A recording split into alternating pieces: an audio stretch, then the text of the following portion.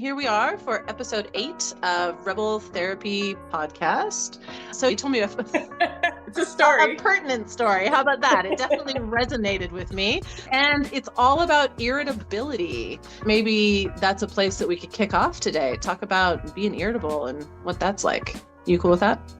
Yes, All I right. can So definitely tell me. resonate with the irritation. I So tell me was what happened. I was driving the other day and I let a guy in front of me, and I just expected like a nice wave, some acknowledgement, and there was nothing.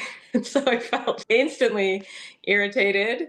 And then when I was at the next intersection, someone wanted me to let them in and I didn't let them in. It didn't sit well with me, the feeling of carrying that irritation forward, punishing other people for it. So it was like the opposite of pay it forward. Or I mean, I guess you did pay it forward, but it wasn't really what you wanted to give someone else. No, it wasn't. It's not like I want to let every single person in. Like maybe I would never get anywhere if I was driving, but I guess it's more kind of a core tenet of trying to be kind for one thing. Also, not carrying over an irritation from one thing or one person to something Right. else that's not related at all. It's related because it was in a car, but that person had nothing to do with the guy not giving me a wave. So Uh, kind of like your irritation was sort of generalized, perhaps. yes, Gotcha. exactly. It was just leaking out of me into the world. All right, so I totally get it. But what I'm struck by is that you seem to have acted in a way that's not totally in alignment with yourself, Mhm. right? And that suggests to me that you didn't have a lot of control over those choices in the moment. Nope. It happened like, it was like the guy went in, the next thing I didn't let the person in. Yeah, it was really quick. Okay, so I mean, we've talked about this before, but like the distinction between reaction, which is super fast and probably a little patterned, and response, which takes a lot longer. So responding is when you're responding in the actual moment spontaneously to what's happening in reality in front of you. So it sounds to me like you sort of went back into pattern. Yeah? Yes, and it was so quick, Yeah. and it was a strong body feeling of just like tension and energy that has nowhere to go, and Mhm. general frustration. And it was my body that actually cued me to be like, oh, you're holding on to this. And Yeah. that was your reaction to it. I was able to let the irritation go. I was like, well, that moment has ended. It's not like this guy slighted me in such a huge way. I can let No. that go, as opposed to allowing that feeling to keep going with me throughout the day. Yeah, it sounds to me like after the initial reaction, you were able to pause and access some self-support and be able to do that successfully was what let you let go of that irritation and not carry it through the rest of your day. So a couple of those things I find really interesting. And one thing that comes up often when I'm doing co-parenting sessions with people. So parents who are either together, not together, but trying to work together to be better parents for their kids. Parents will tell me, "Oh my God, I was so irritable, or I said a thing, or I did a thing, or I wasn't patient, or I wasn't present." There's a lot of self-judgment that goes along with that, and I get it. I get looking at your behavior and thinking, "Oh my goodness, that's really not an example of me being my best self." And I think that most parents do want to do the best for their kids. But often when we talk about it, one of the things I say is that if you are not patient with your child, it's not because you don't love your child or because you're a bad person.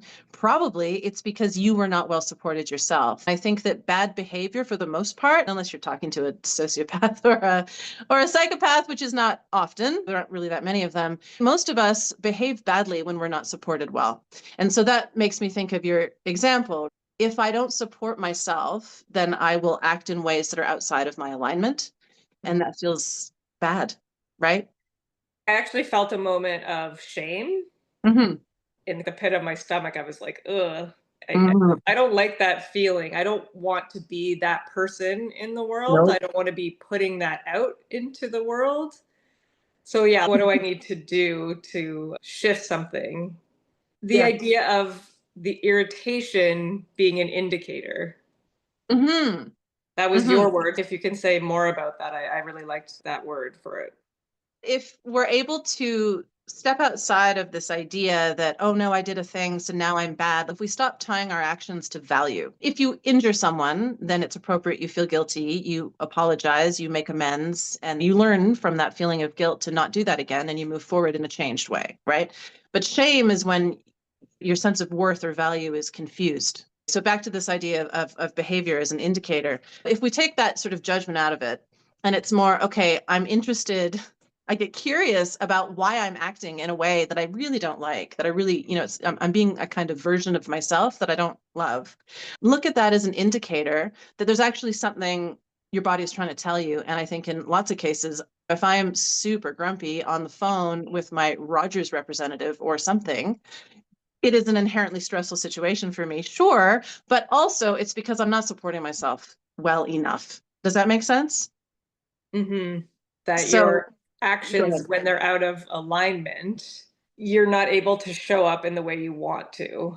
And right. instead of being hard on yourself or negative self-talk, like you said, more judgments, being like, I'm a bad person, you actually show some curiosity of being like, oh, why did I do that? That didn't feel great. That doesn't feel like how I would like to be. That was something that I was reminded of with this Yeah. situation was that old adage of drinking poison to hurt your enemy.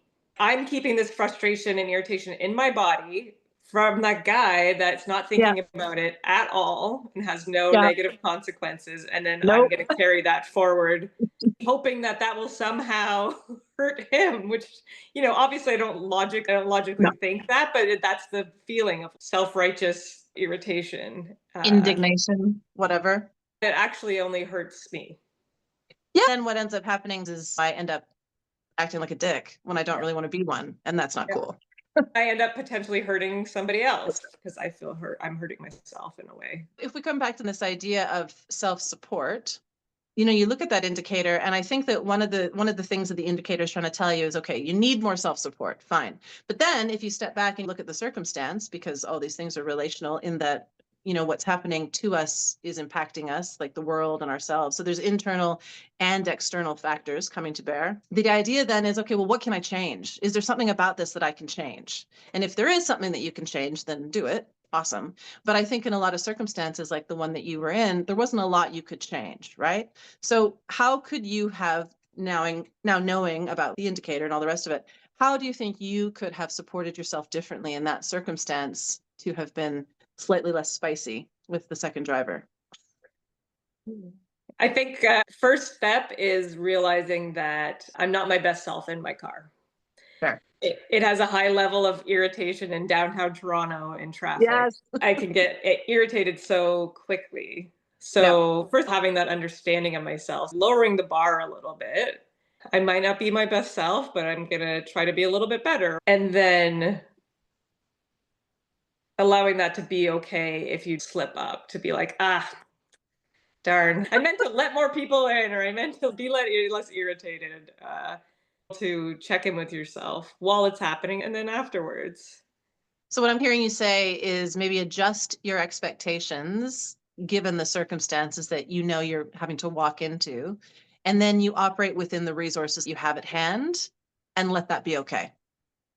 Yeah. I think what I also hear in that is that approach from a compassionate perspective, right? Like self-compassion probably lowers the internal pressure a little bit as well, which is one of the areas that you can sort of reclaim some of those resources, which I think overall then makes it easier to be more patient, less irritable, whatever the better version of yourself is. So it's kind of like a twofer, so to speak. Yeah. If I'm not spending energy telling myself I'm a piece of shit, then maybe Right. I have more energy to support myself to act in a way that I would like. So if I don't Yeah, I love turn it. every interaction that's not ideal into like, oh, well, there's more evidence that, I'm a bad person or I'm not good at this or I'm not good at that. Right. All the old talk track. Yeah.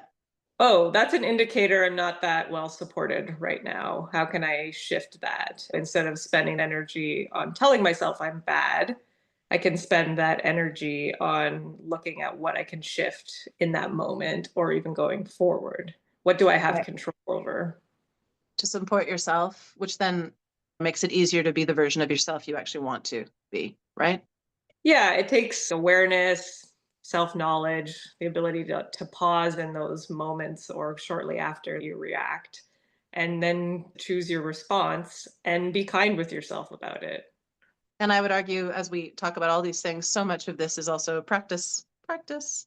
It is. Fortunately, driving around downtown Toronto gives you lots of opportunities to practice self-compassion, lower your Irritation and loving your neighbor more in terms of the car. being a kind Canadian. Come on. Yes, exactly. All right, so now before I forget, if people are liking the content that we are so enjoying making, please consider liking and subscribing. That really does help people find us. All right. Thanks, Michelle. Thanks. Bye.